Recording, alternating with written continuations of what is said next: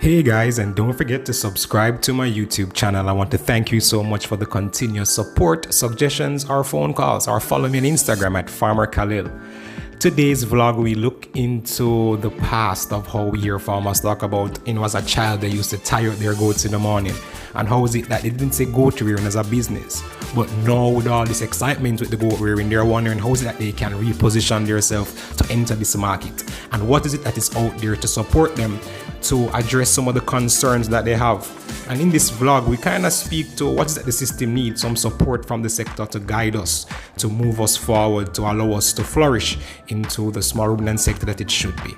So let us watch out in Milk River how is it that this community, known for goat rearing, and they plan to reposition themselves as farmers. I think it's a very simple design.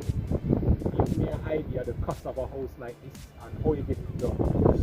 The cost, what most costs us would be the zinc, the nail, and the lard. The wango that you see there on the flooring is from the waste product where they cut board from. So we use the waste product to make the staircase. The posts that you see there are posts that we go in the hills, because down here we normally use hill posts to do goat pens or making poultry house. So we use the wood from the hill, last longer. Those wood can last for 30 years. We use pallet. Pallet is more cheaper than any one of those. There are two before that would use on the flooring. So we buy the pallet and frame it out. So basically that's how I make the goat pen. Okay, I love that. So it's very innovative where you just use zinc. The only thing you pay for is zinc, lath, and nails.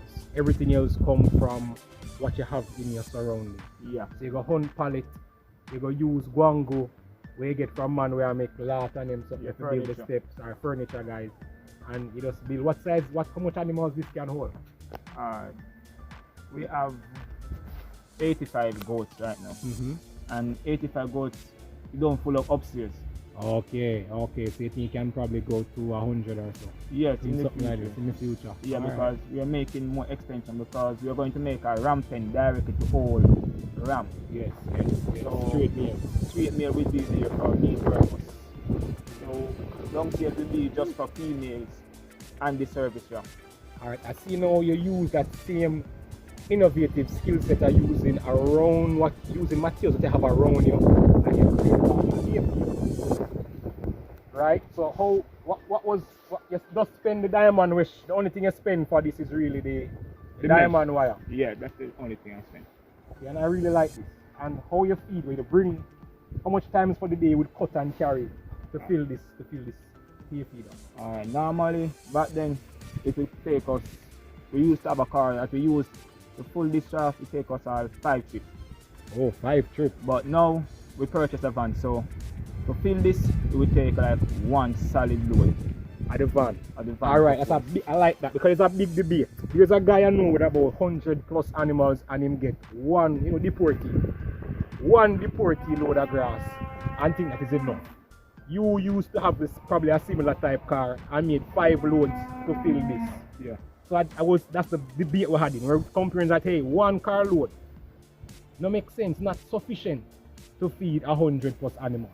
The most you might get out of a car load is probably 300, 400 pounds of grass. So it's good that you invest in that van to increase the amount you can carry, more efficient, because there's also the comparison now between the cost to cut grass, meaning the labor, the gas for your car, compared to probably just buying hay. There's a comparison now as farmers we have to look at how much it costs me daily to buy hay compared to going on the road and cutting grass. You might see that it's probably more efficient to buy hay or buy some other source of fodder than food. So we have to look into these things and we tie down moving forward the sector. To commercialize it, we need to count the dollars. Alright, so tell me your feeding program on a daily basis. I see that you cut and carry some grass, but you let them out to graze. Yeah. We let them out, like the grass that you see in here, they will feed on it all day, all night.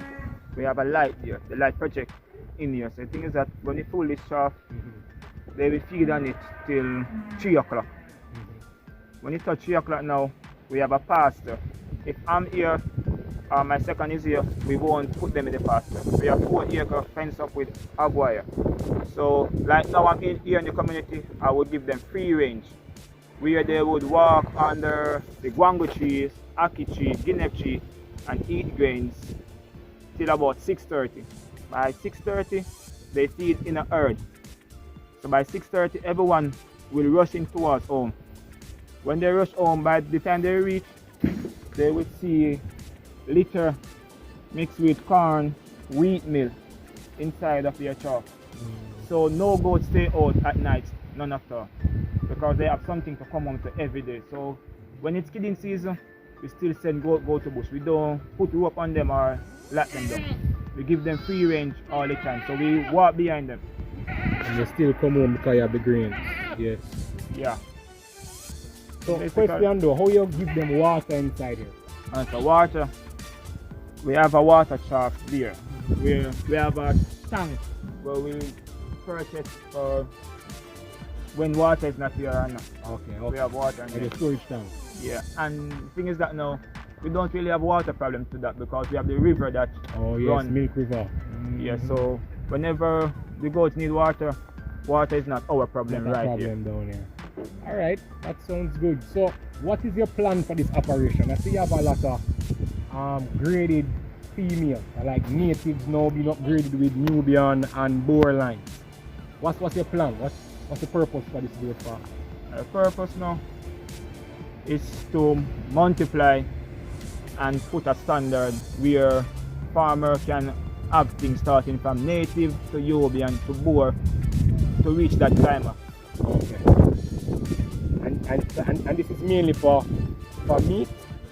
Mainly for meat purposes? Or you want to look at genetics? As I said, we start from native mix, so we're taking our time and grading up. Because down here now, based on where we live, if you are starting a goat, you have to start from crossbreed native. Yes. Then take time, build up. So gradually by next 5 year time, when you come in here to be a crossbreed, you won't even know if you come from native. I get you. I see what you're planning. Just to take time and upgrade the genetics. Yeah. Improve the quality. Alright. I like that. So what are your major challenges though as a goat farmer and makeover? Major challenges. Alright, now major challenges, we don't have nobody to help with. Okay. We have to do it individual by ourselves, because all what you see here is by putting the hard work together. If you have a partner, your partner decides to make life together, it's easy, but if you're alone, it's kind of hard. Alright, so give me, what kind of support you want? What do you think would be something that would help you to move from here to the level where you want to be? What kind of support do you think farmers here in Native River need really? Alright, we need support medication wise, more knowledge about the goats, more marketing, more feeding, because it's not everyone can afford what we put in here. But the thing is that actually majority of us live on goats. So the thing is that if person can come in and like help build up more infrastructure, like oh you see this goat pen, because when it's rain down here, people lose hundreds of goats. Okay. So proper infrastructure is not here. People are not financially to do certain stuff because they are doing it from a long time, and they don't have a son or a younger family member to take up it and upgrade it. So a lot of them is just doing it for hand to mouth. But I believe it's more than that, because I'm raising goats from a tender age. I have 4 certificates in agri, registered rather farmer, and this is what I'm doing for 15 years. Every day, wake up, go to bush. See it, multiply this by next 5 year time. The question, you've been doing this from a tender age now.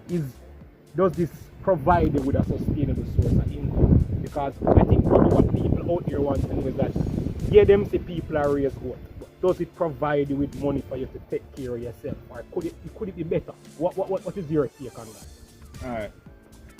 This thing is not a short-term thing, it's a long-term. So if it's short-term you're looking at, it won't pay off.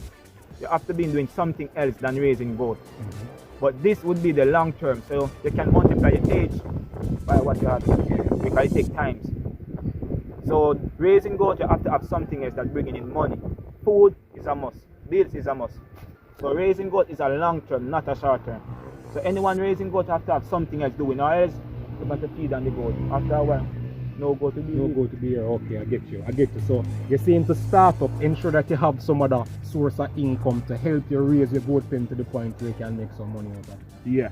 I get you. Okay, you can't say you're just going to take every time. If you're growing, you have to sometimes hold back, and allow it to grow. Alright, understand. So how much animals you plan to? And what's your aim? How far you want to go with this? Yes, as in, you know, be realistic. To say, boy, you know, say, boy, next 5 years. How much you think you can? 5 years. How much breeding females you think you want to have around here? How much breeding female? On 500. 500 breeding females. Yeah. So I can actually sell 1,000 goat to 1,000 different Jamaican farmers. I get you. Or you can produce meat to supply the country. I like that. Alright. 500 breeding females. Alright, boss. I see you have some cattle too. What's going on with the cattle? The cattle them now, we are branching out in cows as well. Okay. There's a feedlot set up. Yes, there's a feedlot set up where the goat them never used to be on this floor to see. That last year. We never have this amount of chaff in here to feed them. Okay. So we normally have to send them to bush and they have a less time to feed because rain will have a majority of the day. And the goat they never did used to this condition at all. So the goat them lose a lot of weight, stress, no milk. Some of them have kids more time. Okay. So that period of environmental stress and nutritional stress make you lose a lot of kids. It happens. But in a case like this, when you have the animals them on the floor, you have to really push them. You have to really give them additional comfort. Because with all this access to the feces, interaction, you have problems. As you can see the animal there, I'm just a pick on the floor, young kid, near the feces, cause coxy, you know. So you have to really up your management game in a case like this. Sanitation, kid care, everything the name of the first drop. You have to watch a lot of hoof problems here when you get too wet, where you have a hoof rot in these conditions. So you have to do like frequent hoof trimming, or you just try to treat copper sulfate routine to kind of, you know, have that the feed them sanitized. Other from that, to me, alright. I just think the new nutrition was fine tune because other from people them see what's important to consistency. Right? If the feed quality fluctuate, if the grass itself change every day, you're not going to the level of performance of the animal. That's proven. Other from that, the operation look good. Come show me your cattle and show me your bees. I feed sweet potato slip to him cattle.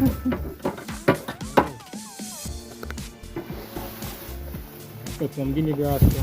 Yeah, man, give her a rabbit. So you go grind this up. Yeah, man. Make silage. Yeah. I'll dry it out. Well, may I try it first? I'm actually going to try it so much. So may I dry some and then do some other things and see it work out. Yeah, man.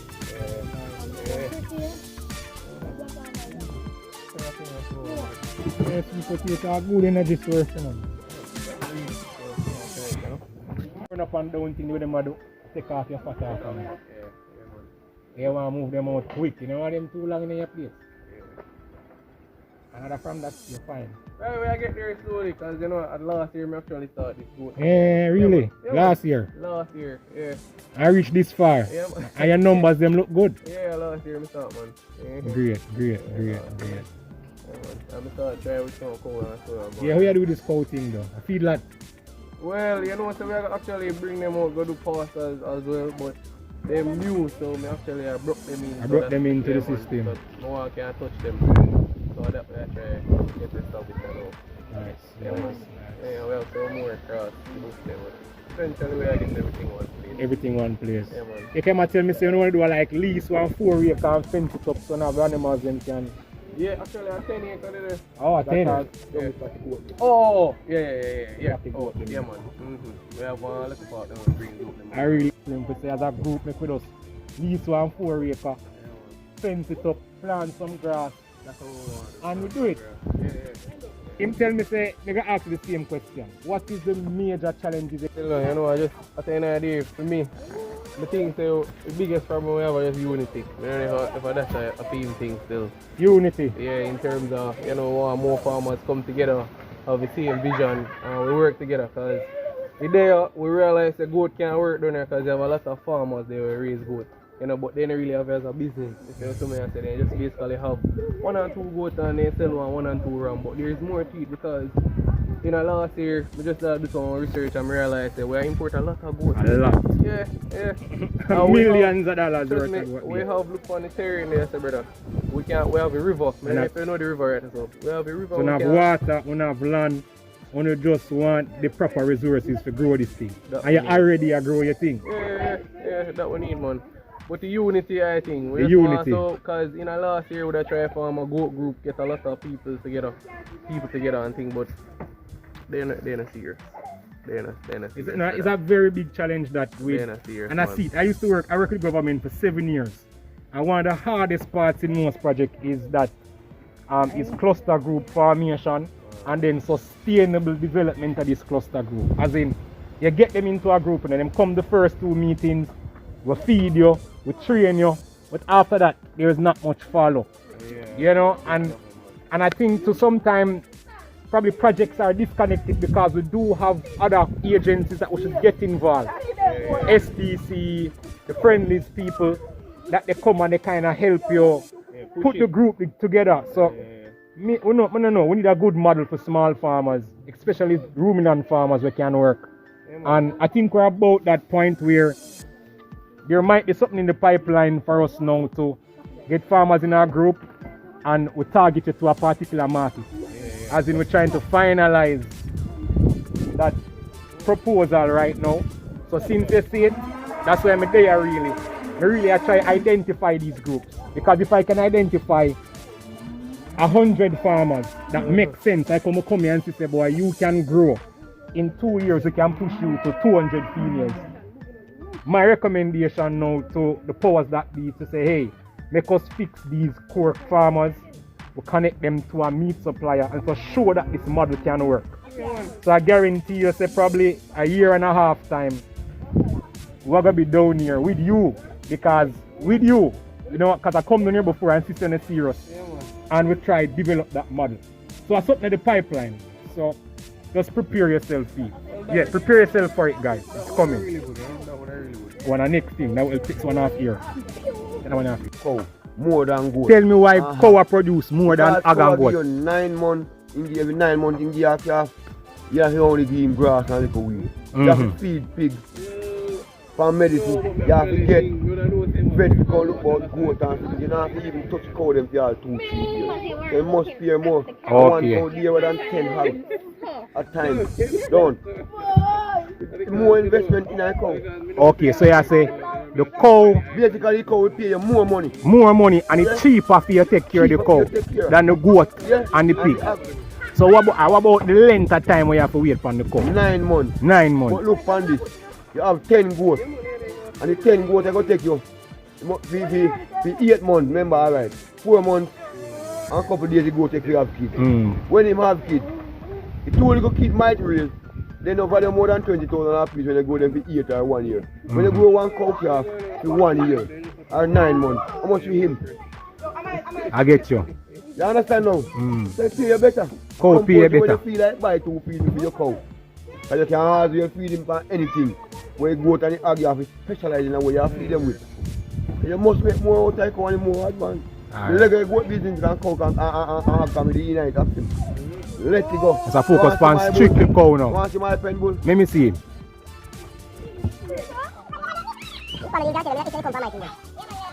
Alright, look, see that? At 2019 buy him 80 grand. 2019. 80 grand me pay for this boy 2019. Yeah. Look at him now. Solid. I'm gonna tell me saying gone £1,000 already. I'm ready for 250,000 of him. 250 grand. And how long you have him now? 2019 me buy him a calf. 19, 20, 21. 20, and I'm over £1,000 now. I got him already. In a pen. The bull when you go save now, the white bull, I see him. See that one there? 130,000 I will pay for him. I want it. The red pole. Yeah. And him a beat him, you know. And look like you see him beat, you know. Him can't ramp with him, you know. And when he's ready, he go beat off the bull on the community. He beat up Raffle them bull on the river. Yeah? Evident from this community is the level of passion that these farmers have for livestock rearing, cattle and goat rearing, to the point where it's sometimes even comical. But what these farmers require is a team of resource personnel to assist them in making the best decision makings, in the expertise in animal husbandry, nutrition, to guide them, to allow them to see this enterprise as a business, and succession planning for their kids to take over this operation. And use it, make it expensive. Local material.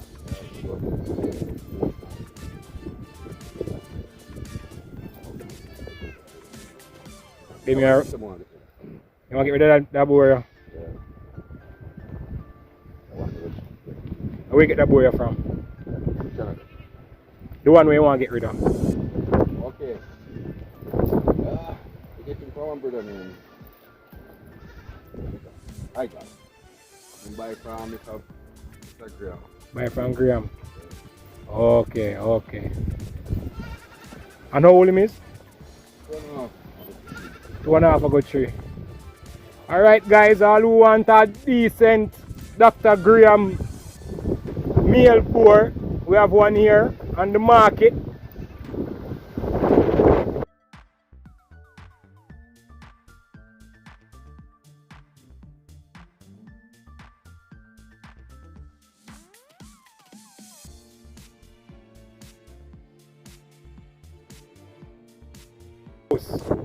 This is nice, simple on the floor. Just provide shade, block them off from the sun, block them off from the rain, and can provide them with some feed. Simple design. I see you can do semi-intensive operation or even just grazing operation of animals in good body condition. You just have to manage them properly, as in good pasture rotation, provide them with good supplemental feed, give them adequate space, and no doubt provide them with shelter. So you don't need a goat hotel. You can run your system on something very similar. That is why goats is really one of those better livestock operations, because you can fit it anywhere. We see where a guy have them in his house, on pallets, on tiles. Now we're seeing a large operation field, you know, just having animals outside grazing, and they still are looking good. So, goat rearing. I have a question. So, a lot of people say, boy, the slatted floor are always better because it protect you from this and that. My big question to you, when rain fall and you have water problem and the place flood out, how you manage? Well, basically, because underneath the shed have mall and over there. Kind of drain through the mall. Most of the time, we just use a push broom and push off the excess. You have foot problems, hoof rot problems? Since we start using the mall, I'm kind of lick it up. Okay, you're having less problems. Yeah, before then. Evident from my vlogs the need for more expertise, more guidance and resources for our farmers to excel in both cattle and goat rearing, and farmers on that smaller scale. However, what the disconnect is now for us to connect these farmers to the marketplace and to show how lucrative this business can be, because as they say, we follow the money. So let us now showcase how is it that we can connect farmers to our marketplace, to the milk, to the meat market, and let's look at the cost of production.